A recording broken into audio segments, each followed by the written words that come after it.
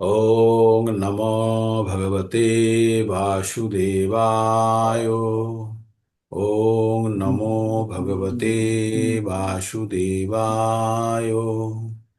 ॐ नमो भगवते वासुदेवाय।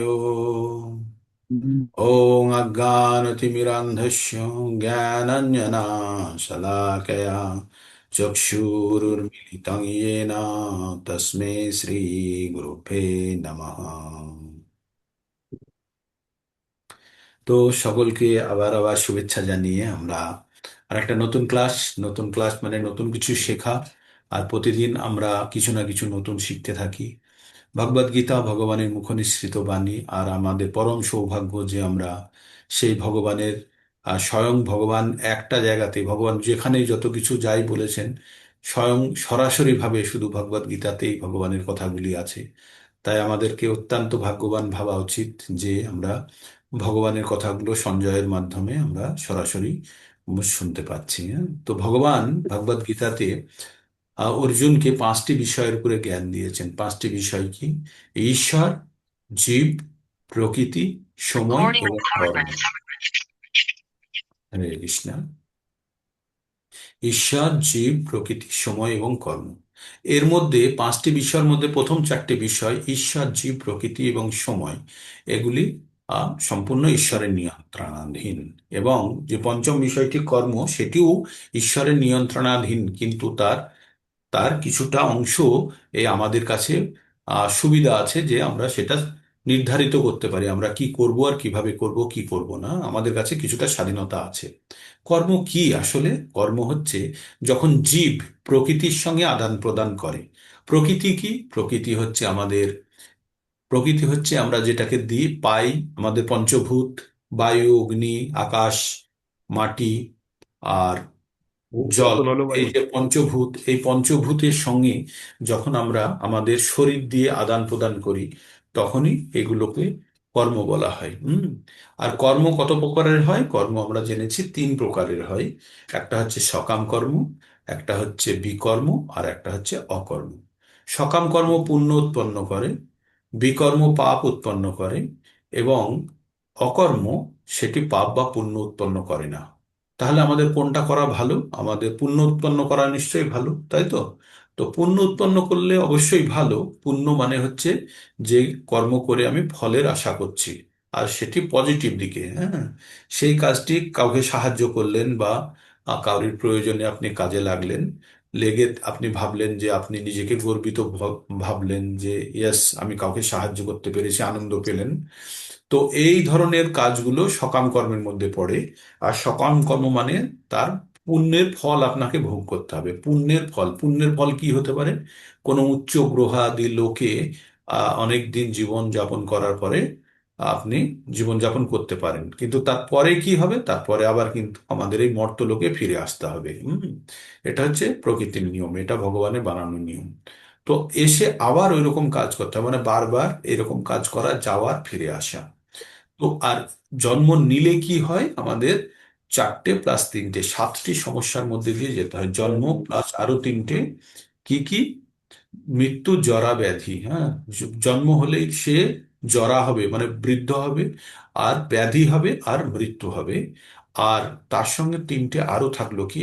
আধি আত্মিক। আত্মিক মানে হচ্ছে নিজের শরীর বা মন সংক্রান্ত কষ্ট। দেখুন, কোনো কারণে আপনাদেরকে এক্ষুনি যদি আমি একটা কিছু ভালো মন্দ কথা বলি, আপনাদের মন খারাপ হয়ে যাবে। আপনাদের দেখতে পাচ্ছি না কিছু না, শুধু শব্দের মাধ্যমে মন খারাপ হয়ে যাবে, তাই না? তো এই যে মন খারাপ হওয়াটা, এটা হচ্ছে আধি আত্মিক।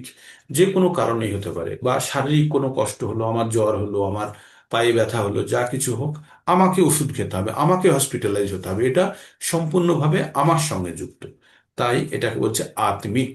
তো এই ধরনের সমস্যা প্রত্যেকটা মানুষের আছে, আর প্রত্যেকটা মানুষকে সাফার করতে হয়। কিছুদিন আগে আমাদের জ্ঞানেশ্বর প্রভুজি, আহ আহ, প্রভুজি আছে, লাইন ছিল কিছুক্ষণ আগে, জিগ্নেশ্বর প্রভুজি, জিগ্নেশ্বর প্রভুজি কিছুদিন আগে হসপিটালে ভর্তি ছিলেন। তার বাইপাস, যজ্ঞেশ্বর প্রভুজি, তার বাইপাস সার্জারি হলো।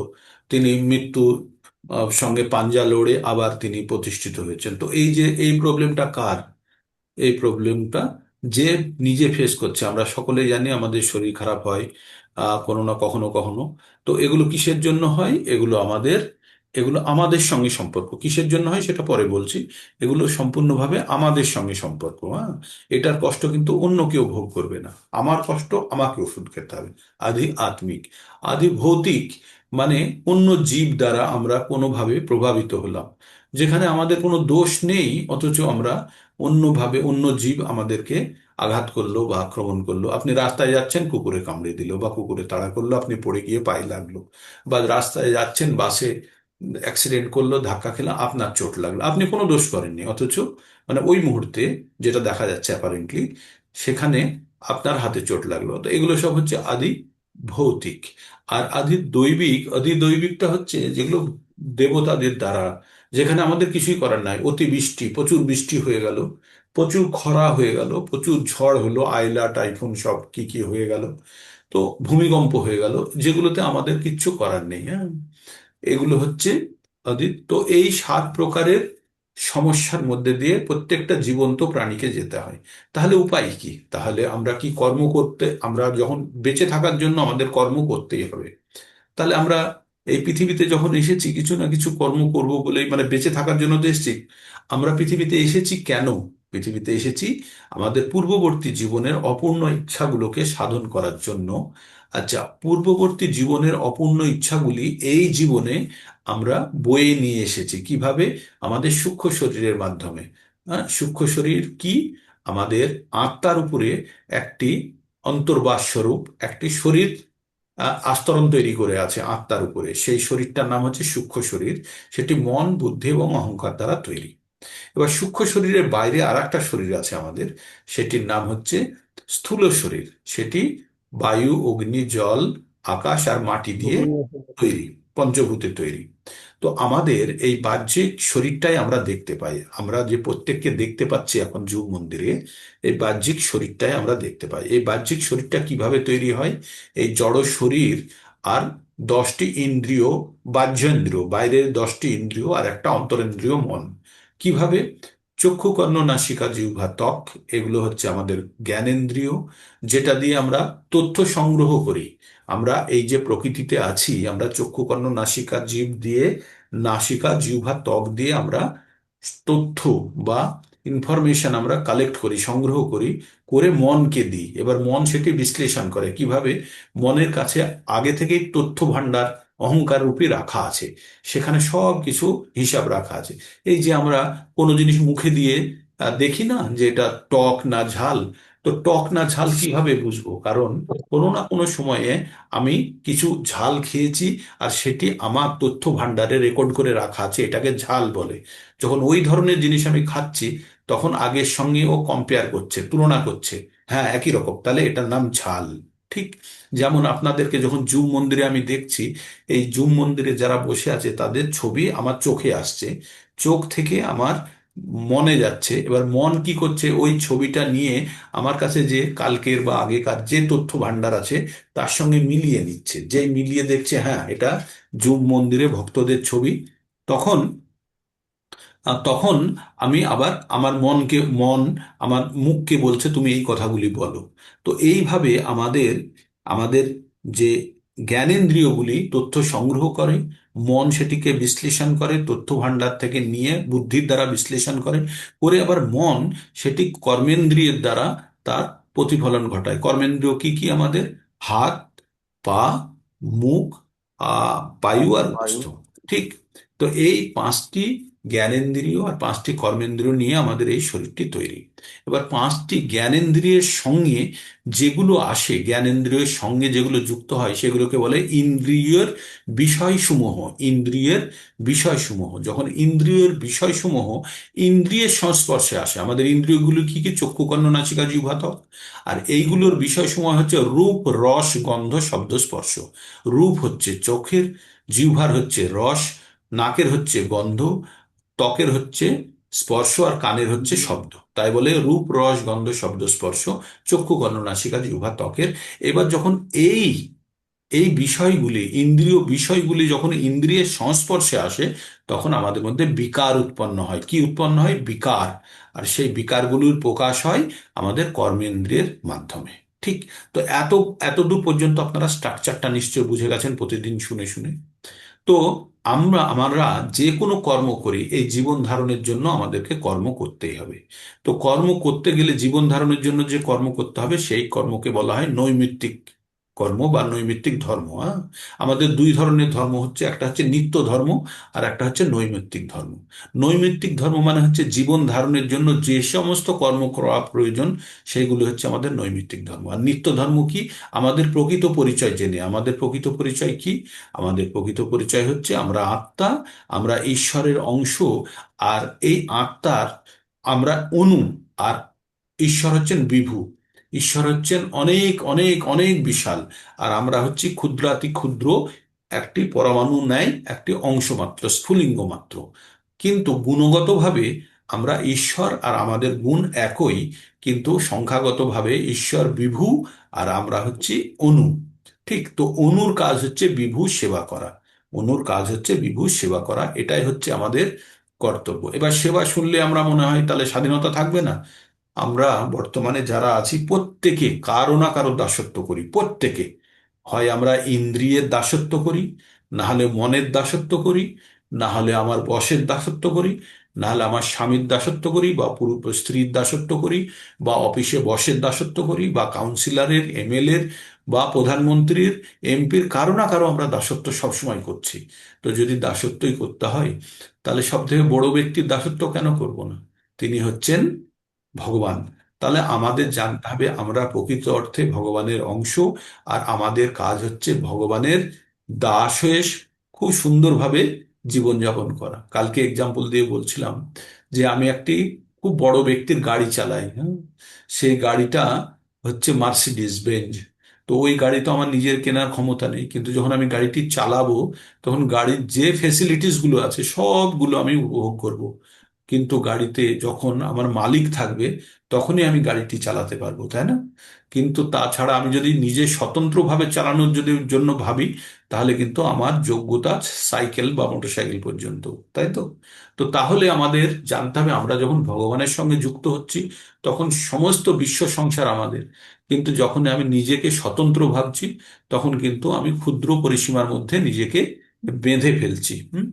তাই আমাদের সব সময় আমাদের মধ্যে এই ধারণা রাখতে হবে যে আমরা যতক্ষণ কোনো শক্তিশালী ব্যক্তির সঙ্গে আছি, ততক্ষণ আমাদের শক্তি আছে। আর যখন আমরা ওই শক্তিশালী ব্যক্তি থেকে আমরা বিচ্ছিন্ন হয়ে যাব, তখন আমাদের আর কোনো দাম নেই। হ্যাঁ? তো আমাদের শরীরের বিভিন্ন অঙ্গ আছে, আমাদের আঙুল, হাত, পা, চোখ, কান, মুখ সব আছে। একটা আঙুলের একটা ডগা যদি কেটে দেওয়া যায়, তাহলে আঙুলের ডগাটা যখন মাটিতে পড়ে আছে, তখন তার কি দাম? কোনো দাম নেই, কারণ সে শরীর থেকে বিচ্ছিন্ন। তাই না? তো এই শরীরে যখন এই আঙুলের ডগাটা শরীরে যখন লেগে আছে, তখন তার দাম আছে। কতখানি দাম? আমার শরীরের মতোই দাম। আমার মানে আমার জীবন্ত একটা প্রাণীর যতখানি দাম, ঠিক ততখানি। কিন্তু যে হাত থেকে বিচ্ছিন্ন হয়ে গেল, তখন একটা টুকরো মাত্র। তাই তো? তো তেমনই আমাদের জীবনে আমরা যখন ঈশ্বরের সঙ্গে যুক্ত হয়ে আছি, তখন আমাদের অনেক দাম। আর ঈশ্বরের সঙ্গে যখন আমরা বিচ্ছিন্ন হয়ে আছি, তখন আমরা মূল্যহীন। হুম। তো তাই আমাদের সবসময় জানতে হবে যে আমরা আমরা প্রকৃত অর্থে আমাদের পরিচয় জানতে হবে। তাই ভগবান অর্জুনের যখন মন খারাপ হয়ে গেছে, ভগবান প্রথমে অর্জুনের পরিচয় জানিয়েছে। তারপরে অর্জুনকে বলেছে, অর্জুন তোমার স্বধর্ম কি? অর্জুন নিজে ছিল ক্ষত্রিয়। আচ্ছা, এই যে ধর্ম, স্বধর্ম, স্বধর্ম অর্থাৎ স্বধর্ম অর্থাৎ নৈমিত্তিক ধর্মের কিছুটা, কর্মের কিছুটা অংশ রূপে জানতে পারেন যে আমার মধ্যে প্রকৃতির কোন গুণগুলি আছে, সেটি দ্বারা আমার ধর্ম নির্ধারিত হয়। হ্যাঁ, যেমন প্রকৃতির তিনটে গুণ কি কি? সত্ত্ব, রজ আর তম। এই তিনটে গুণের প্রভাব যার মধ্যে যতখানি থাকবে, সেই অনুযায়ী সে স্বীয় গুণ নিয়ে সেই প্রকার কর্মে লিপ্ত হবে। তাই অর্জুন হচ্ছে ক্ষত্রিয়। ভগবান 4 নম্বর অধ্যায়ে বলবে যে আমি সমাজকে 4টে ভাগে ভাগ করেছি: ব্রাহ্মণ, ক্ষত্রিয়, বৈশ্য, শূদ্র। চাতুর্বর্ণং মায়া সিস্টেম গুণা কর্ম বিভাগেশ। চতুর্বর্ণময় সিস্টেম গুণাকর্ম বিভাগ, সব গুণ আর কর্মের ভিত্তিতে আমি এই জগৎ সংসারকে 4টে ভাগে ভাগ করেছি। তো সব থেকে যাদের গুণ বেশি, বা যাদের সব থেকে শতগুণে বা তারও ঊর্ধ্বে যারা আছে তারা ব্রাহ্মণ শ্রেণীতে পড়ে। তারপরে যারা আছে তারা শত এবং রজ মিশিয়ে যারা থাকে তারা পড়ে রজগুণ এবং শত মিলিয়ে যারা থাকে তারা হচ্ছে ক্ষত্রিয়, যারা দেশ শাসন করার জন্য আছে। তারপরে আছে বৈশ্য, যারা কৃষি গোরক্ষ বাণিজ্যম, যাদের কাজ, যারা কৃষি কাজ করবে, গোরক্ষা করবে, গরু রক্ষা করবে এবং বাণিজ্য করবে, তারা হচ্ছে বৈশ্য। তারা রজ, তম এবং শত, কিছুটা শত থাকে তার মধ্যে, রজ বেশি এবং কিছুটা তমও থাকে তার মধ্যে।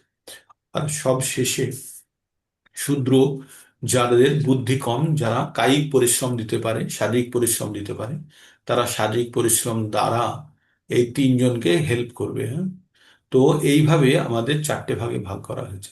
এই চারটে ভাগ, আর আরো চারটে ভাগ করা হয়েছে ব্রাহ্মণ, আর চারটে ভাগ করা হচ্ছে আহ বর্ণ, এটা গেল বর্ণ হিসাবে। আর আর একটা হচ্ছে আশ্রম হিসাবে, আমরা কে কোথায় আছি সেটি চারটে ভাগ কি কি: ব্রহ্মচর্য, গার্হস্থ্য, বানপ্রস্থ, সন্ন্যাস, এই চারটে আশ্রম। তো এই চারটে আশ্রম আর চারটে বর্ণ মিলিয়ে টোটাল 26টি গুণ প্রস্তুত করা হয়েছে, 26টি। যখন আমরা ওই পর্যায়ে আসবো দেখাবো এই 26টি গুণের মধ্যে 18টি গুণ হচ্ছে বর্ণ অনুযায়ী। হ্যাঁ, আর 18টি গুণের মধ্যে 12টি গুণ হচ্ছে ব্রাহ্মণের। তার মধ্যে প্রধান গুণগুলি হচ্ছে সম, দম, তপ, শৌচম, ক্ষান্তির, আর্জবম, জ্ঞান, বিজ্ঞান, আস্তিক্যম, ব্রহ্মকর্ম স্বভাবজম। তো কি থাকবে? তার অন্তরিন্দ্রিয় দমন করতে পারবে, সে বহিরিন্দ্রিয় দমন করতে পারবে, সে পবিত্র হবে, তার ধৈর্য থাকবে, তার ক্ষমা থাকবে, সে, তার লজ্জা থাকবে, সে জ্ঞান থাকবে, বিজ্ঞান জানবে, আর ঈশ্বরে সে বিশ্বাস করবে। হ্যাঁ, তো এগুলো হচ্ছে ব্রাহ্মণের গুণ এবং কর্ম মিলিয়ে। তো আমরা আরো ডিটেলসে পড়বো, আপনাদেরকে পিডিএফ শেয়ার করব যেখানে সব ডিটেলসে লেখা আছে কোন কোন গুণগুলি থাকলে একজনকে ব্রাহ্মণ বলা যেতে পারে। ঠিক। আর এই যে ক্লাসিফিকেশন ভগবান কোনো অবস্থাতেই জন্মগত বলেনি, সবগুলো বলেছে গুণ আর কর্ম অনুসারে। ঠিক। তো আমরা আমাদের, তাহলে আমাদের জানতে হবে যে আমাদের কি ধর্ম, আমাদের মধ্যে কি কোয়ালিটিস গুলো আছে। আর কোয়ালিটিস গুলো হচ্ছে কি? প্রকৃতির গুণ অনুসারে। হ্যাঁ, প্রকৃতির গুণ অনুসারে। একটি খুব সুন্দর শ্লোক আছে, 13 নম্বর অধ্যায়ে গিয়ে পড়বো আমরা, 22 নম্বর। তবুও শ্লোকটি বলে তার একটু অর্থ বলবো। শ্লোকটি হচ্ছে: পুরুষঃ প্রকৃতিস্থহি ভুঙ্ক্তে প্রকৃতি জান গুণান, কারণং গুণ সঙ্গস্য সদ অসজ্জনি জন্মিষু। অর্থ বলি, প্রকৃতি পুরুষঃ, পুরুষ মানে হচ্ছে যারা এই জীবন্ত প্রাণী, পুরুষ আর স্বামী স্ত্রী হিসাবে বলছে না, এখানে বলছে পুরুষ মানে হচ্ছে সমস্ত জীবন্ত প্রাণীকেই বলছে পুরুষ। এক মিনিট।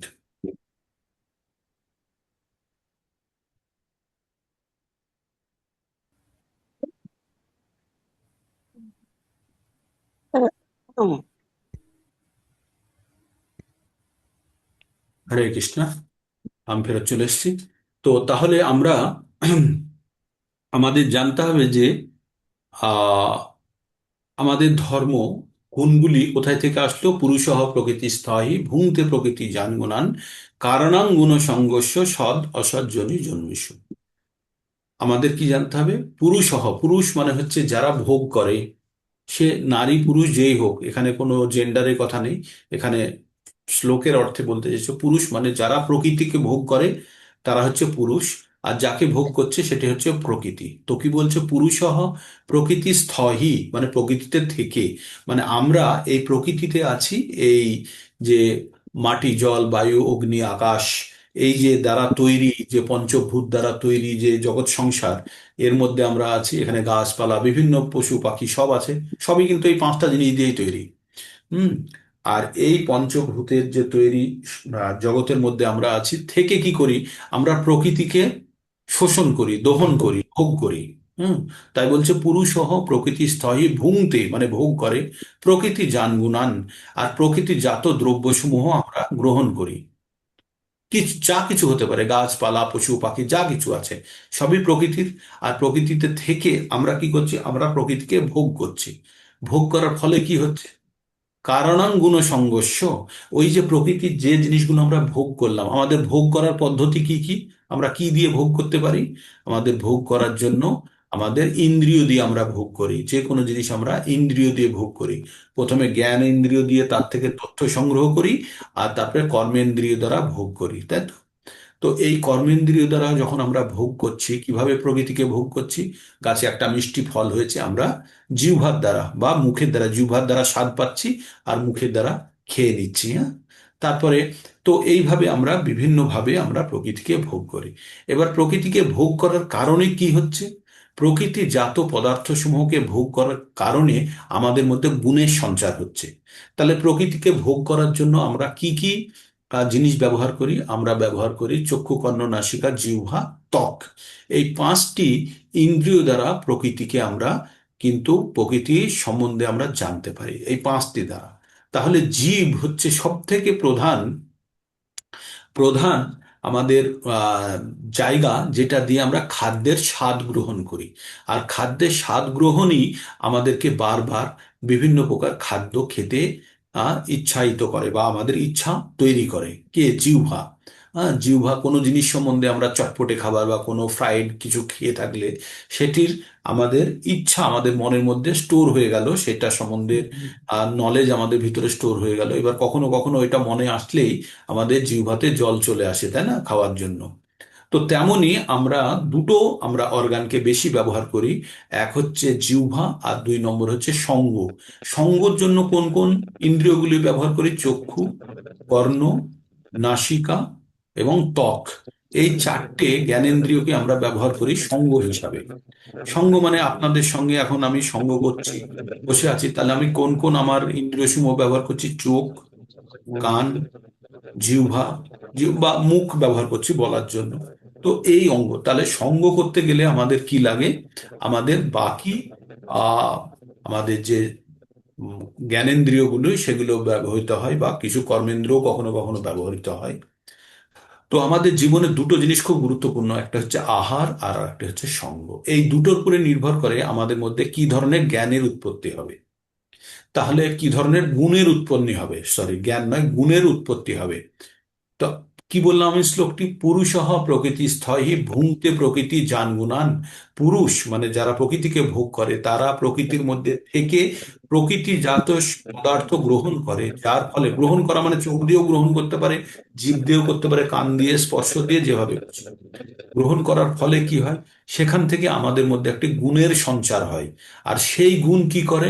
সদ অসদ জনি জন্মিষু, আমাদের উচ্চ লোকে পাঠায় অথবা আমাদেরকে নিম্ন লোকে পাঠায়। কি রুমে যে করে একটা আমাদেরকে? ডিস্টার্ব হচ্ছে, একটা ডিস্টার্ব হচ্ছে, একটা কন্টিনিউ আওয়াজ হচ্ছে। তো আমাদের কি করে? আমাদের এই যে প্রকৃতিজাত যে আমরা পদার্থ গ্রহণ করলাম, তার ফলে কি হবে? আমাদের প্রকৃতি থেকে পদার্থ গ্রহণ করার ফলে আমাদের মধ্যে গুণের সঞ্চার হয়, আর সেই গুণই আমাদেরকে কি করে? আমাদের আমাদের মধ্যে যে আমাদের কর্মকাণ্ডে চালিত করে, আর যার ফলে আমরা উচ্চ গতি পাই অথবা নিম্ন গতি চাই। সৎ মানে হচ্ছে উচ্চ লোকে যায়, অসৎ মানে হচ্ছে নিম্ন লোকে। উচ্চ লোক মানে স্বর্গলোক, জনলোক, তপলোক, ব্রহ্মলোক ইত্যাদি লোকে যায়। আর নিম্ন লোক মানে হচ্ছে অসৎ, মানে নিম্ন, আতাল পাতাল সুতাল সুতল রসাতল বিতল, এগুলো হচ্ছে নিম্ন লোক। তার মধ্যে মনুষ্যের মধ্যে কি দেখতে পাই? কোনো উচ্চ শ্রেণীর মানুষ হয়ে জন্মগ্রহণ করলো, অথবা পশু পাখি হয়ে জন্মগ্রহণ করলো, যারা কষ্ট পাবে। তাহলে আমাদের সম্পূর্ণরূপে এটা জন্মগ্রহণ করাটা নির্ভর করছে আমাদের গুণগত পরিবর্তন, যেটা আমরা আহার এবং আমরা সঙ্গের মাধ্যমে আমরা পেয়ে থাকি। ঠিক। তো তাহলে আমাদের মধ্যে গুণের পরিবর্তন হতে পারে কি পারে না? বলুন, আনমিউট করে বলুন, আমাদের মধ্যে গুণের পরিবর্তন হতে পারে কি পারে না? আমরা চেষ্টা করলে আমাদের গুণের পরিবর্তন করতে পারবো, না হ্যাঁ, জন্মগতভাবে যে গুণগুলি পেয়েছি সেগুলিই থাকবে? বলুন। না, চেঞ্জ করতে পারবো। পরিবর্তন দুটোই করতে আমরা হবে চেষ্টা অভ্যাসের করলে মাধ্যমে। পরিবর্তন করতে চেষ্টা পারবো। করলেই চেঞ্জ করতে পারবো। হ্যাঁ। তাহলে যদি আমরা গুণের পরিবর্তন করতে পারি, তাহলে কিন্তু আমরা বর্ণেরও পরিবর্তন করতে পারবো। একদম। হবে? হবে তো? তার মানে হবে। তাহলে হবে। এখানে আমরা আমরা যে বর্ণ বর্তমানে আছি, সে বর্ণের আমরা পরিবর্তন করতে পারবো যখন আমাদের গুণের পরিবর্তন হয়ে যাবে। ঠিক। একদম তো ঠিক। তাহলে এবার আমরা যাচ্ছি কোথায়? অর্জুন প্রথম অর্জুনকে স্বীয় ধর্ম সম্বন্ধে বলল, 31 থেকে 39 পর্যন্ত। তারপরে ভগবান এবার নিষ্কাম কর্মযোগের কথা বলছে। নিষ্কাম কর্মযোগে আমরা 4টে শ্লোক কালকে পড়ে ফেলেছি। প্রথম শ্লোকটি ছিল নেহাভিক্রমণা স্বস্তি প্রত্যবায়না বিদ্যতে স্বল্পমোপস্য ধর্মস্য ত্রয়াতে মহাতো ভয়াত। বলছে ভগবান এখানে বলছেন, ভক্তির পথে কেউ যদি বা ধর্মের পথে কেউ যদি সামান্যতম অগ্রগতি করে থাকে, তাহলে কিন্তু তাকে মহান ভয় থেকে বাঁচাবে। মহান ভয় কি? সেটি হচ্ছে মৃত্যু ভয়। আমাদের সবথেকে বড় ভয় মৃত্যু। তাহলে মৃত্যু ভয় থেকে বাঁচাবে। তো আমাদের কি মৃত্যু থেকে বাঁচাবে না মৃত্যু ভয় থেকে বাঁচাবে? আমাদেরকে ভয়। মৃত্যু ভয় থেকে বাঁচাবে। আগামী মৃত্যু রবিবারের ভয়। জন্য এই দুটো শ্লোক থাকবে, 40 আর 41। হ্যাঁ, তো আমাদেরকে জি। কি থেকে বাঁচাবে? মৃত্যু ভয় থেকে বাঁচাবে। মৃত্যু ভয় কি? মৃত্যু সম্বন্ধে যখন আমরা সম্যক জ্ঞান আরোহণ করে নেব, মৃত্যু সম্বন্ধে যখন সম্পূর্ণভাবে স্পষ্টভাবে জেনে যাব, তখন আর মৃত্যু সম্বন্ধে আমাদের কোনো ভয় থাকবে আচ্ছা। না। তাই তো? যেমন স্নান করতে আমাদের প্রত্যেককে মৃত্যুবরণ করতে হবে। তাহলে মৃত্যু সম্বন্ধে যদি জ্ঞান অর্জন করে নিই, যে আমরা একটা বাড়িতে থাকি আর এই বাড়িটা 1 বৎসরের জন্য আমাকে লিজ দেওয়া হয়েছে। এবার 1 বৎসর যখন 11 মাস হয়ে যাচ্ছে, তখন আমাকে বাড়িটি ছাড়ার জন্য প্রস্তুতি হবে। তখন যদি আমি মন খারাপ করি বাড়ির জন্য, তাহলে কি ঠিক হবে? না, আমরা যে বাড়িতে যাচ্ছি সেই বাড়িতে সম্বন্ধে যদি জেনে যায় আর সেটি যদি আরো ভালো বাড়ি হয়, তাহলে এই বাড়ির প্রতি আমার আকাঙ্ক্ষা থাকবে? থাকবে না। তো তেমনই আমরা যখন স্নান করা মানে খুব কষ্টকর, শীতকালে বিশেষ করে, হ্যাঁ, তো যে যাকে বলবো যে স্নান করো, সে রাগ করবে, প্রথমে বলবে এই এখন 3টের সময় আমাকে স্নান করতে বলছো ঠান্ডা জলে। কিন্তু যখন আপনি জেনে যাবেন আপনার বাথরুমে গিজার লাগানো আছে, গরম জলে স্নান করবেন, তখন আপনার স্নানে কোনো কষ্ট হবে না। তেমনি আমরা যখন জেনে যাব আমাদের মৃত্যুর পরে কি হবে, আমাদের সব থেকে আমরা কষ্ট পাই, ভয় পাই কেন? কারণ আনসার্টিনিটির জন্য। আমাদের কোনো জ্ঞান নেই যে আমরা যে গর্তে ঝাঁপ দিচ্ছি সেই গর্তের গভীরতা কতখানি জানি না। তাই কোথায় গিয়ে পড়বো কিছুই জানি না। কিন্তু আপনি যেখানে ঝাঁপ দিচ্ছেন তার নিচে যদি সুন্দর গদি লাগানো থাকে, আর আপনি যদি জানেন ঝাঁপ দিলে গিয়ে আরামসে পড়বো, পড়ে ওখান থেকে আবার অন্য কোনো জায়গায় বেড়াতে যাব, তাহলে ঝাঁপ দেওয়ার সময় আনন্দ ভোগ করবেন। তাই যারা জীবন সম্বন্ধে জেনে যায়, তারা মৃত্যু ভয় রহিত হয়ে যায়, তারা মৃত্যুকে ভয় পায় না। কারণ তারা জেনে যায় মৃত্যুর পরে তাদের অধোগতি হবে না। কারণ এই জীবনে যে সমস্ত কর্ম তারা করছে, তার ফলে তাদের ঊর্ধ্বগতি বা মুক্তি হবেই। তো এই রকম যারা জ্ঞান অর্জন করেছে, তারা মৃত্যু ভয় থেকে বেঁচে যায়। তাই এখানে বলছে যে নেহা বিক্রমণা শাস্তি প্রত্যবায়না বিদ্যতে স্বল্পমপস্য ধর্মস্য। সামান্য যদি কেউ ভক্তির পথে অগ্রগতি করে রাখে, সেটার কখনো বিনাশ হয় না। আর এই ছোট ছোট করে অগ্রগতি জন্ম জন্মান্তরে আপনার এটি সঞ্চয় হতে থাকবে, এবং পরবর্তীতে যখন আপনার পাত্র একদম সম্পূর্ণরূপে পূর্ণ হয়ে যাবে, তখন সে মুক্তির যোগ্য হবে। তবে তাহলে আমাদের কাছে অপশন আছে যে আমাদের এই সঞ্চয়টা আমরা এই জীবনে কতখানি করব, আমরা কতখানি ভক্তি করব। আমরা কি এই জীবনেই মুক্ত হতে চাই? যারা চান তারা সর্বতোভাবে, তারা গভীরভাবে ভক্তি করবে। আর যারা ভাববে ভৌতিক জীবনেও আমি ভোগ করতে চাই, আর একটু ভক্তি হয়ে থাকলে ভালো, তাহলে একটু ভক্তি হয়ে থাকার জন্য পরবর্তী জীবন তাকে আসতেই হবে। আর এই যে ভোগ করার যে ইচ্ছা আছে, সেই ইচ্ছাই তাকে পরবর্তী জীবনে চালিত করবে। তো সর্বোচ্চ শ্রেণীর কাজ হবে যে এই জন্ম মৃত্যুর চক্র থেকে মুক্ত হওয়া। আর জন্ম মৃত্যুর চক্র থেকে মুক্ত হতে গেলে কি করতে হবে? আমাদের সর্বতোভাবে ঈশ্বরের শরণাগতি লাভ করতে হবে। তার পরবর্তী শ্লোকে আমরা কি দেখছি? ব্যবসায়াত্মিকা বুদ্ধি এই কহ কুরু নন্দন বহু শাখা হনন্তশ্চ বুদ্ধয় ব্যবসায়ী নাম। যার বুদ্ধি অসংখ্য অজস্র দিকে বিভক্ত হয়ে আছে, তারা কিন্তু কোনো প্রকৃত অর্থে কোনো কার্য সাধন করতে পারে না, তারা পরম সিদ্ধি লাভ করতে পারে না। কারণ তাদের বুদ্ধি অনেক দিকে আহ আহ, বিভাজিত আছে। হ্যাঁ, তাই আমাদেরকে বলছে যে আমাদের একাগ্র করতে হবে। হে কুরুনন্দন, বহু শাখা যাদের, বহু দিকে যাদের বুদ্ধি বিভাজিত, তারা ব্যবসায় আত্মিকা বুদ্ধি বলা যাবে না। ব্যবসায় আত্মিকা বুদ্ধি মানে কি? আত্মার ব্যবসা কি? আত্মার ব্যবসা হচ্ছে পরমাত্মার সঙ্গে যুক্ত হওয়ার চেষ্টা করা। তাই যখন তার মন হাজার দিকে বিচলিত থাকবে বা বিভক্ত থাকবে, তখন বা হাজার রকম সকাম কর্মে যদি নিযুক্ত থাকে, তাহলে কিন্তু সে কখনোই পরমাত্মার সঙ্গে যুক্ত হওয়ার কার্য সিদ্ধি করতে পারবে না। ঠিক। তারপরে আমরা 42 নম্বর এবং 43, এখানে উদাহরণ দিয়ে বলেছিলাম যে একটি নারকেল গাছ এবং একটি আম গাছের কথা বলেছিলাম, আপনারা যারা শুনেছেন তারা জানেন।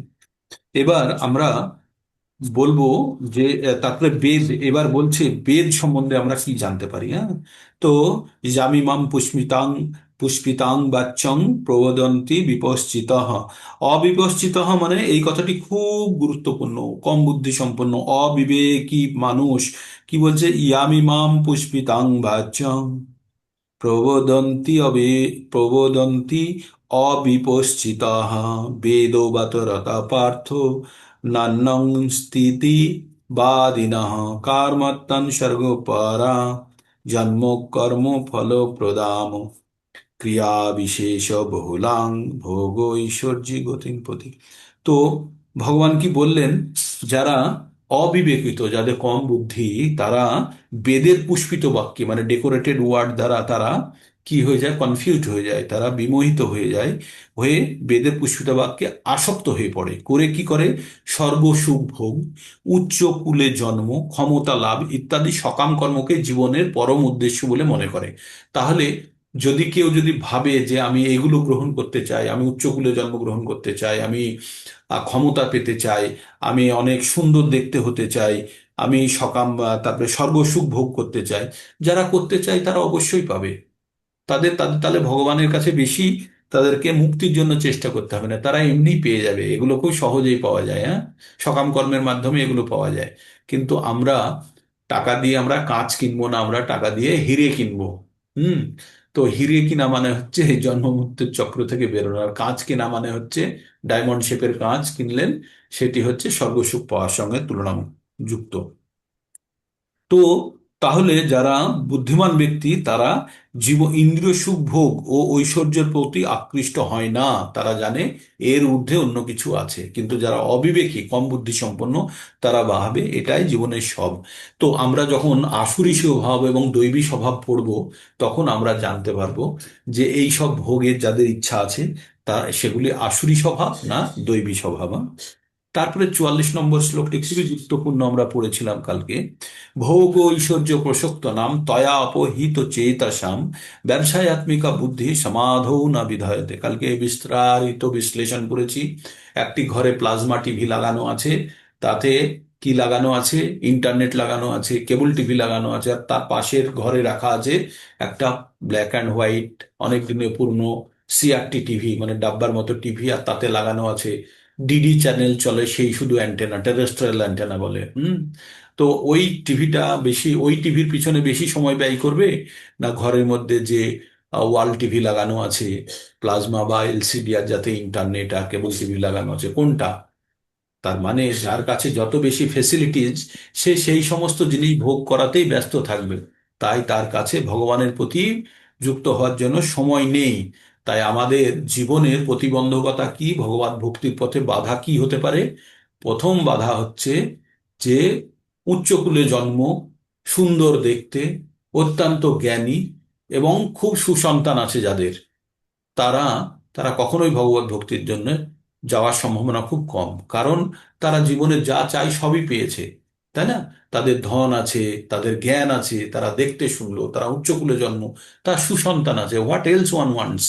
হ্যাঁ, আর কি চায় একজন? সবই তো আছে, তাই না? তাই ভাববে যে এটাই বুঝি জীবনের সর্বোচ্চ প্রাপ্তি, তাই। তো তাই বলছে যারা ভোগ আর ঐশ্বর্যের মধ্যে আছে, তারা কখনো ভগবানের কাছে সাধারণত যেতে চায় না। তারা সাধারণত ভগবানের কাছে তারা যেতে চায় না, তারা নিজেরাই আনন্দে গর্বে থাকে এই ভেবে যে আমার কাছে সব আছে, আমাকে ভগবান কি দেবে, তাই না? কিন্তু যারা এই অবস্থাতেও যদি কেউ যদি একাগ্র চিত্তে হয়ে ভগবানের যদি উপাসনা করে, তাহলে তার থেকে ভালো কিছু আর হতেই পারে না। তার কাছে সব ফেসিলিটিজ আছে থাকতেও যদি সে ভগবানের যদি সেবায় যুক্ত হয়, ভগবানের সঙ্গে যদি সে আদান প্রদান করে এবং ভগবানকে জীবনের চরম উদ্দেশ্য জেনে সে যদি তার জীবনকে চালিত করে, তাহলে তার থেকে ভালো কিছু আর হতে পারে না। সেটি হচ্ছে সর্বোচ্চ শ্রেণীর উপলব্ধি। কিন্তু সাধারণ ক্ষেত্রে দেখা যায় এই ফেসিলিটিস যাদের কাছে আছে, এই জিনিসগুলো যাদের কাছে আছে, তারা সাধারণত ভগবানের কাছে, কালকে বলেছিলাম 8টা শ্রেণীর মানুষ হয় যারা ভগবানের শরণাগতি লাভ করে আর যারা করে না। কারা করে? চতুর্বিধা ভজন্তি মাম জনা সুকীর্তি অর্জুনা আর্ত জিজ্ঞাসু অর্থার্থী জ্ঞানী চ ভারতর্ষভ। যারা আর্ত, যারা দুঃখী, যারা জিজ্ঞাসু, যাদের মধ্যে ভগবান সম্বন্ধে প্রশ্ন আছে, যারা যাদের অর্থের প্রয়োজন, অর্থের প্রয়োজন, আর যারা জ্ঞানী, এই 4 ধরনের ব্যক্তি ভগবানের শরণাগতি লাভ করে। এগুলো আমরা 7 নম্বর অধ্যায়ের 15 এবং 16 নম্বর শ্লোকে পড়ব। তো যারা এই চার ধরনের ব্যক্তি যারা ভগবানের শরণাগতি লাভ করতে চায় বা ভগবানের যেতে চায় তারা প্রত্যেকেই ভগবানের প্রিয়, কিন্তু অধিক প্রিয় হচ্ছে জ্ঞানী, যে কোনো কিছু না পাওয়ার আশায় সে ভগবানের কাছে যেতে বা ভগবানের শরণাগতি লাভ করে। আর চার ধরনের মনুষ্য ভগবানের শরণাগতি লাভ করে না। তারা কি? নামাং দুষ্কৃতি নো মূঢ়া পাপাদন্তে নরাধমা মায়া অপহৃত জ্ঞানা আসুরিম ভাবে তাহা। বলছে যারা মূঢ়া, যারা বোকা, যারা গাধা, যারা যাদের মধ্যে আসুরি ভাব আছে, যারা নরাধম মানুষের থেকেও নিম্ন প্রকৃতির, হ্যাঁ, আর যাদের মধ্যে যাদের জ্ঞান আছে কিন্তু যাদের জ্ঞান এই ভৌতিক জগতের মায়া যাদের জ্ঞান অপহরণ করে নিয়েছে, তার মানে মায়ার জালে যারা সম্পূর্ণভাবে বাঁধা আছে, সবকিছুই ভাবছে জীবনের লক্ষ্য উদ্দেশ্য হচ্ছে যে, এখানে লেখা আছে সুরা এবং নারী যাদের জীবনের উদ্দেশ্য, তাদের জ্ঞান কে অপহরণ করে নিয়েছে? মায়া অপহরণ করে নিয়েছে। তারা জ্ঞানী, তাদের অর্থ ধন সম্পদ সব আছে, বুদ্ধিও আছে, কিন্তু তাদের বুদ্ধিকে হরণ করে নিয়েছে কে? মায়া। তাই তাদেরকে কিসে আবদ্ধ করে দিয়েছে? তাদের জড়জাগতিক সব থেকে চরম সুখ ভোগ কিসে? মানে এই পৃথিবী কিসে চলে? পুরুষ আর নারীর সম্পর্কে চলে। তাই পুরুষকে নারীর সঙ্গে যুক্ত করে দিয়েছে, নারীকে পুরুষের সঙ্গে যুক্ত করে দিয়েছে। কিভাবে? যাতে তারা কখনো এই জড়জগতের বন্ধনের বাইরে বেরোতে না পারে, হ্যাঁ। আর তার সঙ্গে দিয়ে দিয়েছে সুরা। হুম। তো এইবার অর্জুনকে ভগবান কি বলছে তাহলে? তাহলে 44 নম্বর পর্যন্ত বলল যে ভোগ ঐশ্বর্যের মধ্যে যারা থাকে তারা কখনোই সমাধি লাভ করতে পারে না বা জীবনের চরম সিদ্ধি লাভ করতে পারে না। তাই ভগবান অর্জুনকে বলল, তৈগুণ্য বিষয়া বেদ নিস্তৈগুণ্য ভাবার্জুনা নির্দ্বন্দ্ব নিত্যস্বস্থ নিত্য নিত্যস্বস্থ নির্জগক্ষেম আত্মবান। কি বললেন? তৈগুণ্য বিষয়া বেদা। বেদ में 3টে গুণ সম্বন্ধে বলা আছে। কি কি গুণ? সত রজ আর তম। বিষয়া, এই বিষয়ে বলা আছে। নিস্তৈগুণ্য মানে এই 3 গুণের অতীত হতে হবে অর্জুন। এই 3 গুণের অতীত হও, নিস্তৈগুণ্য ভব অর্জুন। নির্দ্বন্দ্ব আর নিত্যস্থ স্থ নিত্যস্তস্থ। কি বললো? যে চিন্ময় আত্মা স্তরে অধিষ্ঠিত হয়ে নির্দ্বন্দ্বে, কোন রকম দ্বন্দ্ব ছাড়া, নির্জগ ক্ষেমম, নির্জগ ক্ষেমম মানে আলব্ধ বস্তু লাভ করে তার রক্ষার চিন্তা থেকে মুক্ত। আমরা কোনো জিনিস পাওয়ার পরে আমাদের তারপরে আর একটা চিন্তা শুরু হয়, জিনিসটা যদি নষ্ট হয়ে যায়, যদি না থাকে, যদি আমার এত টাকা, আমার যদি টাকা নষ্ট হয়ে যায়, আমার টাকা নেই, কোথায় থেকে আসবে, তার জন্য আমি এই প্রজেক্ট বানিয়েছি, এই প্রজেক্ট যদি না চলে, এই যে এই যে আমাদের চিন্তা, মানে থাকলেও চিন্তা, না থাকলেও চিন্তা। তো এই যে এইটাকে বলছে নির্যোগ, নির্যোগ ক্ষেম। আমরা এই কথাটি আরেকবার পড়বো যোগক্ষেমম বলে। এখানে বলছে নির্যোগক্ষেমম, আর আমরা পড়বো যোগক্ষেমম। অনন্য চিন্তায়ন্ত মাম যে জনা পর্যা উপস্থিতে তেষাং নিত্য অভিযুক্তে না যোগক্ষেমম বহাময়ম। ভগবান বলছে অনন্য চিন্তা সহকারে যে আমার সব সময় ভজনা করে, তাকে আমার, তার কাছে যেটা নেই সেটা আমি প্রদান করি, আর যেটা আছে সেটা আমি রক্ষা করি। তো সেটা ভগবান ওই যোগক্ষেমম মানে বহন করা বলছেন। তো এখানে কি বলছে? বেদে প্রধানত প্রকৃতির তিনটে জড় গুণের বিষয়ে আলোচনা করা হয়েছে এতক্ষণ ধরে, যেটা আপনাদের সঙ্গে আলোচনা করলাম। 3টে গুণ, সত রজ আর তম। হে অর্জুন, তুমি সেই গুণগুলিকে অতিক্রম করে নির্গুণ স্তরে চলো। নির্গুণ মানে এই 3টে গুণেরও ঊর্ধ্বে যাওয়া যায়, সেটাকে বলে ব্রহ্মভূত অবস্থা, বা সেটাকে গুণাতীত অবস্থা বা নির্গুণ অবস্থা বলে। তাই অর্জুন, তুমি নির্গুণ স্তরে অধিষ্ঠিত হও, সমস্ত দ্বন্দ্ব এবং মোহ থেকে মুক্ত হও, সমস্ত দ্বন্দ্ব থেকে মুক্ত হও, লাভ ও আত্মরক্ষার দুশ্চিন্তা থেকে মুক্ত হয়ে আধ্যাত্ম চেতনায় অধিষ্ঠিত হও। অর্জুনকে কি বললো? আধ্যাত্ম চেতনায়। কিভাবে হবে আধ্যাত্ম চেতনায়? পরবর্তী শ্লোকে বলবে। হুম। বলছে কি? এইবার খুব গুরুত্বপূর্ণ একটা জায়গাতে আমরা পড়বো, একটা উদাহরণ দিয়ে পড়বো, খুব সুন্দর উদাহরণ। উদাহরণটা হচ্ছে এই, আপনার কাছে যদি 100 টাকা থাকে, তার মধ্যে 5 টাকা কিন্তু লুকিয়ে আছে। তার মানে 100 টাকা দিয়ে আপনি 5 টাকা দিয়ে যে কাজটি করতে পারবেন, আপনার কাছে যদি 100 টাকা থাকে সেই কাজটি সম্ভব হবে। এইটা হচ্ছে বেস লাইন, বুঝে নিন, বুঝে গেলেন? আপনার কাছে যদি 100 টাকা থাকে, সেই 100 টাকা দিয়ে যে কাজটি করতে পারবেন, 5 টাকা দিয়ে যে কাজটি করতে পারবেন, 100 টাকা দিয়েও সেই কাজটি করা যাবে, কারণ 100 টাকার মধ্যে 5 টাকা লুকিয়ে আছে, তাই তো? তো তেমনি এবার আমরা পড়বো, যাবানার্থ উদাপানে সর্বত সম্প্লুত দোকে তাবান সর্বেষু বেদেষু ব্রাহ্মণস্য বিজানতা। আবার কি? আবার পড়বো, যাবানার্থ উদাপানে সর্বত সম্প্লুত দোকে তাবান সর্বেষু বেদেষু ব্রাহ্মণস্য বিজানতঃ। এখানে যাবান মানে যে সমস্ত, যাবান অর্থ প্রয়োজন, উদাপানে মানে ক্ষুদ্র জলাশয়, উদাপান মানে হচ্ছে ক্ষুদ্র জলাশয়, সর্বত সর্বতভাবে, সম্প্লুত দোকে অতি, সম্প্লুত দোক হচ্ছে অতি বৃহৎ জলাশয়কে বলছে, তাবান তেমনি সর্বেষু সমস্ত প্রকার, বেদেষু বৈদিক শাস্ত্রসমূহ, ব্রাহ্মণস্য পরম ব্রহ্ম সম্বন্ধে অভিজ্ঞ ব্যক্তি, বিজানত পূর্ণ জ্ঞানবান। তার মানে এখানে কি বললো, এর অর্থ কি? এখানে বলছে একটি ক্ষুদ্র জলাশয়ে, একটি ক্ষুদ্র জলাশয়ের জল থেকে যে কাজ হয়, একটি বৃহৎ জলাশয় দ্বারা সেই সমস্ত কাজ স্বাভাবিকভাবেই সম্পন্ন হয়, তাই তো? মানে আমার বাড়িতে যদি একটা ছোট জলাশয় থাকে, সেই জলাশয় দিয়ে যে কাজগুলো করি, তার বড় একটা জলাশয়, নদী বা সরোবর আছে, সেই জল দিয়ে অবশ্যই এই ছোট জলাশয়ের কাজগুলো আমি সম্পন্ন করতে পারবো। তার মানে আপনার কাছে যদি 5 টাকা থাকে, 1000 টাকা যদি আপনাকে দিয়ে দেওয়া হয়, এই 1000 টাকার মধ্যে 5 টাকা অবশ্যই লুকিয়ে আছে। তাই বলছে ক্ষুদ্র জলাশয়ে যে সমস্ত প্রয়োজন সাধিত হয়, সেগুলি বৃহৎ জলাশয় থেকে আপনা থেকে সাধিত হয়। তেমন পরম ব্রহ্মের জ্ঞান লাভ করে সবকিছুর উদ্দেশ্য জানতে পেরেছেন, তার কাছে বেদের সমস্ত উদ্দেশ্য স্বাভাবিকভাবেই সাধিত হয়েছে। পরের লাইনটা সব থেকে গুরুত্বপূর্ণ। আগেরটা হচ্ছে এক্সাম্পল, আর পরেরটা হচ্ছে আসল কথা, যেটি ভগবান বলতে চেয়েছেন। ভগবান কি বলতে চেয়েছেন? বলছে যে পরম ব্রহ্মকে যদি জেনে যায়, তাহলে বেদের উদ্দেশ্য সাধিত হয়ে গেছে। বেদের উদ্দেশ্য কি? বেদ পড়ে আমরা কি জানতে পারি? কালকে বলেছিলাম, বেদ পড়ে আমরা অনেকগুলো বিষয় জানতে পারি, শল্য চিকিৎসা, অ্যাস্ট্রোনমি, গণিত শাস্ত্র, অর্থশাস্ত্র, তো বিভিন্ন ধরনের, আমরা এইভাবে বেদ থেকে জানতে পারি। আর কি জানতে পারি? আধ্যাত্মিক জ্ঞানও কিভাবে জানা যায়। আর কি জানা যায়?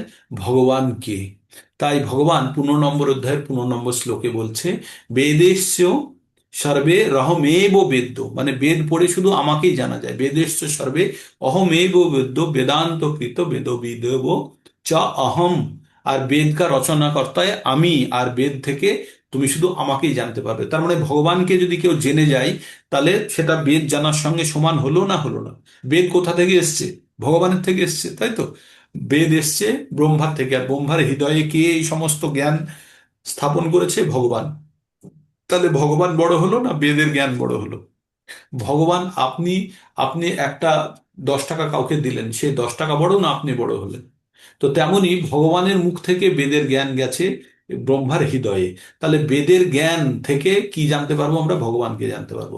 কিন্তু কেউ যদি ভগবানকেই জেনে যায়, তাহলে বেদের জ্ঞানের থেকেও সে বেশি কিছু জানলো। মানে তার জানার উদ্দেশ্য, বেদ থেকে আসল জিনিস যেটা জানা, সেটা হচ্ছে ভগবানকে জানা।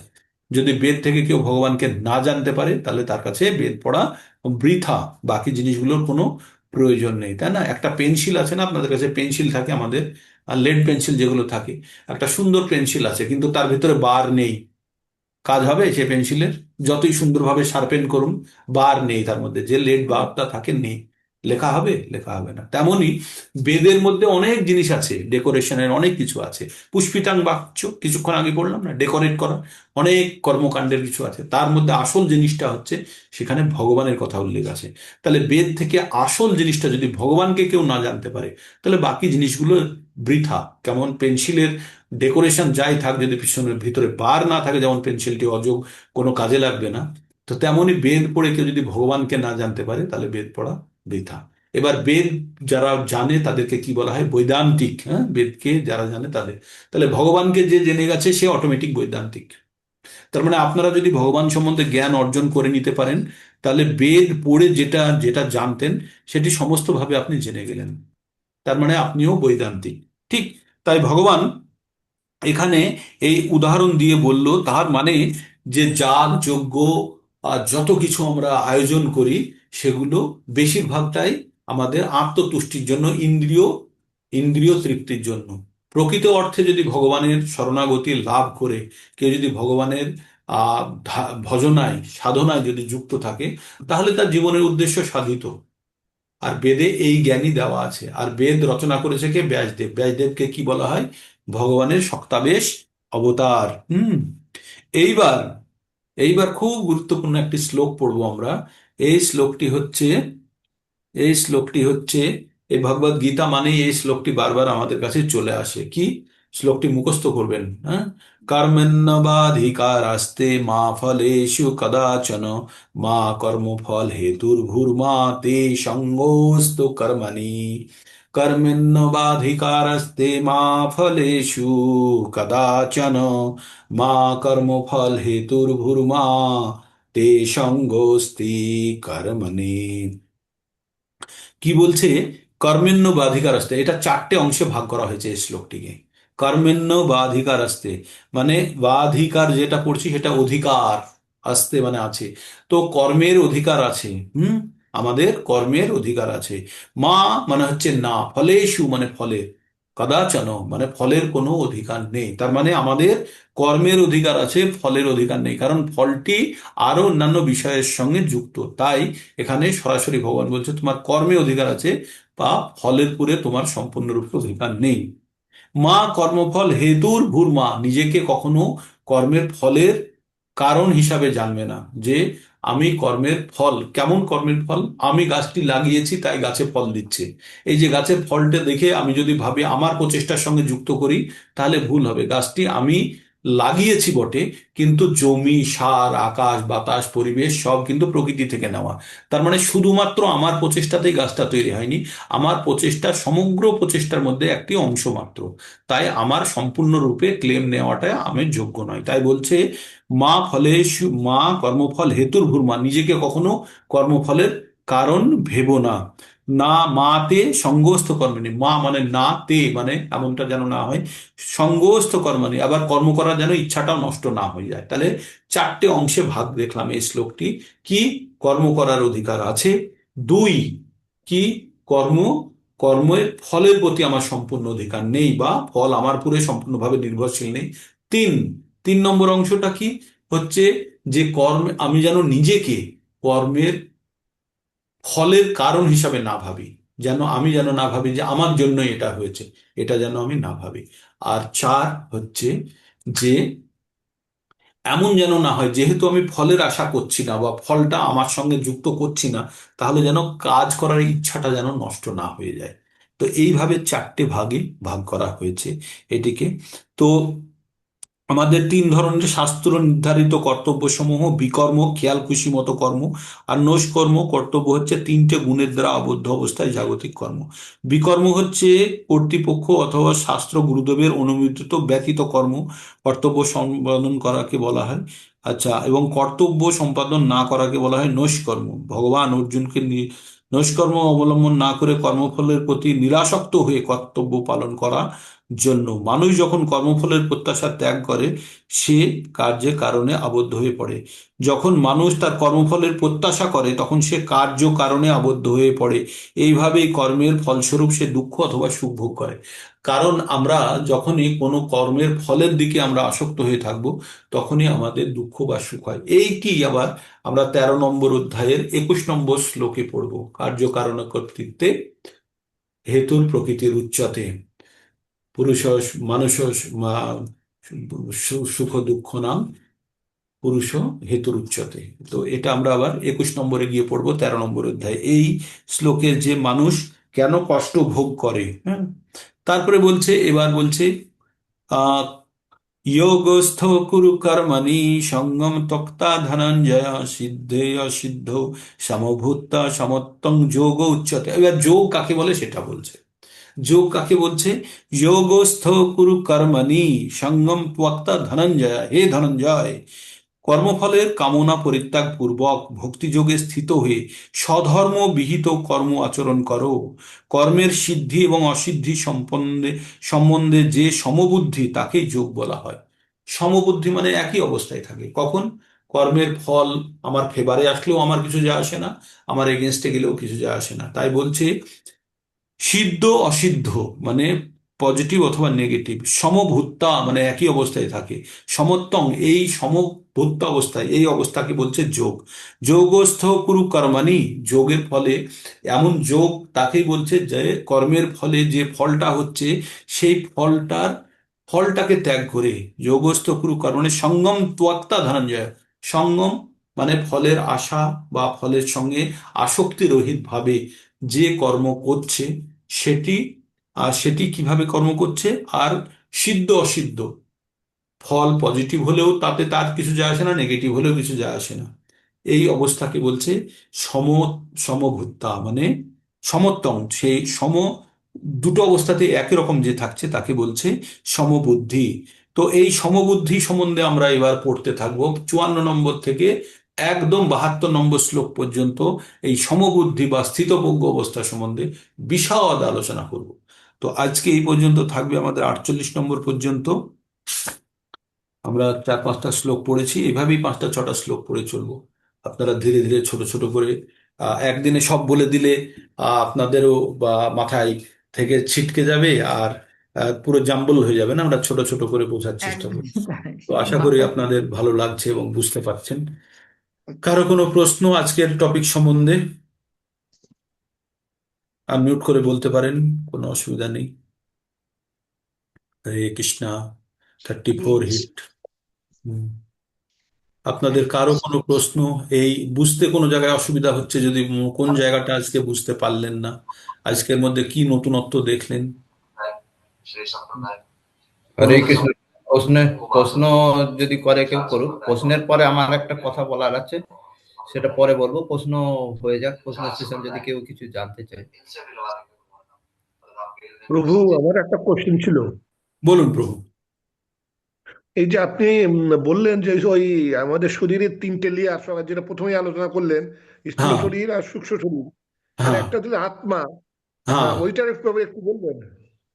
আত্মা, আত্মার একটা অন্তর্বাস আছে। আমরা যেমন জামা কাপড় পরার আগে আমরা যেমন ইনার গার্মেন্টস পরি, তেমন আত্মার অন্তর্বাস হচ্ছে যেটা আত্মাকে একদম পুরো জড়িয়ে ধরে রেখেছে, সেটা কি? সূক্ষ্ম শরীর, তার নাম হচ্ছে সূক্ষ্ম শরীর। আর সূক্ষ্ম শরীরটা কি দিয়ে তৈরি? মন, বুদ্ধি আর অহংকার দিয়ে তৈরি। কি দিয়ে তৈরি সূক্ষ্ম শরীর?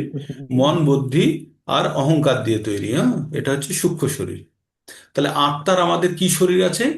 আত্মার একটা সূক্ষ্ম শরীর আছে, আর সেই শরীরটা আত্মার সঙ্গে একদম গায়ে গায়ে লেপ্টে আছে আত্মাকে।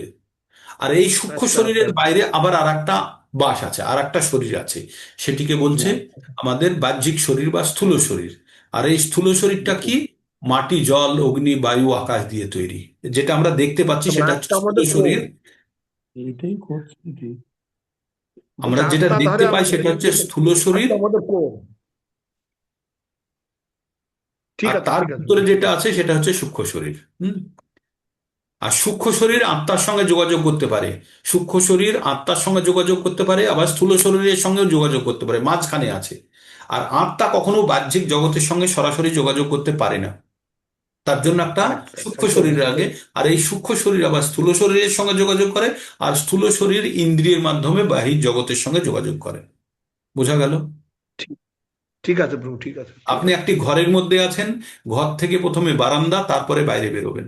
তো ঘরটি হচ্ছে আত্মা, ঘরের গেটটি হচ্ছে আপনার সূক্ষ্ম শরীর, ওইটিকে ক্রস করবেন, তারপরে হবে বারান্দা, বারান্দার পরে আপনি আবার বাইরের দরজা দিয়ে বাড়ির থেকে বেরোচ্ছেন, তাই না? তো তেমনি ঠিক, ঠিক, ঠিক, আত্মা, ঠিক। আত্মার গায়ে হচ্ছে একটা সূক্ষ্ম শরীরের লেয়ার, তারপরে হচ্ছে স্থূল শরীর।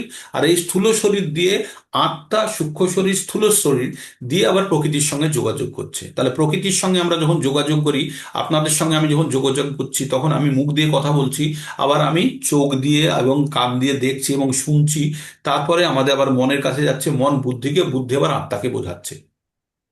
আবার আপনার আত্মার সঙ্গে আমাদের আত্মার কিভাবে কানেক্টিভিটি হচ্ছে? এইভাবে জড় শরীরের মাধ্যমে। কিন্তু আত্মার সঙ্গে আত্মার যখন স্থাপিত হয়ে যায় তখন বলে আত্মীয়, আমরা তো এমনি সাধারণভাবে আত্মীয় বলি। কিন্তু আত্মার সঙ্গে যখন সরাসরি আত্মার সঙ্গে ভগবানের সঙ্গে সম্পর্ক স্থাপন করব, সেটি হচ্ছে ভক্তিযোগ। শারীরিকভাবে যখন একজন আরেকজনের সঙ্গে যুক্ত হচ্ছে সেটা হচ্ছে কর্মযোগ। জ্ঞান দ্বারা যখন যুক্ত হচ্ছে সেটা হচ্ছে জ্ঞান যোগ। আর জ্ঞান। আত্মা দ্বারা যখন আমরা ঈশ্বরের সঙ্গে যুক্ত হওয়ার চেষ্টা করব, সেটাই হচ্ছে ভক্তিযোগ। ভক্তি। এবার তার জন্য পদ্ধতি আছে কিভাবে আত্মা পরমাত্মার সঙ্গে যুক্ত হওয়ার চেষ্টা করবে, সেই পদ্ধতিগুলো আমরা অনুশীলন, সেগুলো হচ্ছে ভক্তিযোগের পদ্ধতি, সেগুলো আমরা পরবর্তীতে চেষ্টা করব, পড়তে প্রভুজি, পড়তে আমরা জানতে পারবো। ঠিক, প্রভুজি, বলুন। মনুষ্য মনুষ্য শরীরকে একটা সম্পূর্ণ কম্পিউটারের সঙ্গে রিলেট করা যেতে পারে। যাদের কম্পিউটার সম্বন্ধে সামান্য নলেজ আছে হ্যাঁ। তাদেরকে এইভাবে বিশ্লেষণ করা যেতে পারে, যেমন আমরা কর্মেন্দ্রিয়, হুম। মানে ইনপুট ডিভাইসেস কম্পিউটারের মধ্যে থাকে। প্রথম জিনিস ইনপুট কোনো আর কিছু সামনে একদম ঠিক। আমরা এই ইনপুটটাকে নিই, কিসের সাহায্যে নিই? বিষয়সমূহের সাহায্যে। হ্যাঁ। বিষয়সমূহের সাহায্যে নিয়ে আমরা আমাদের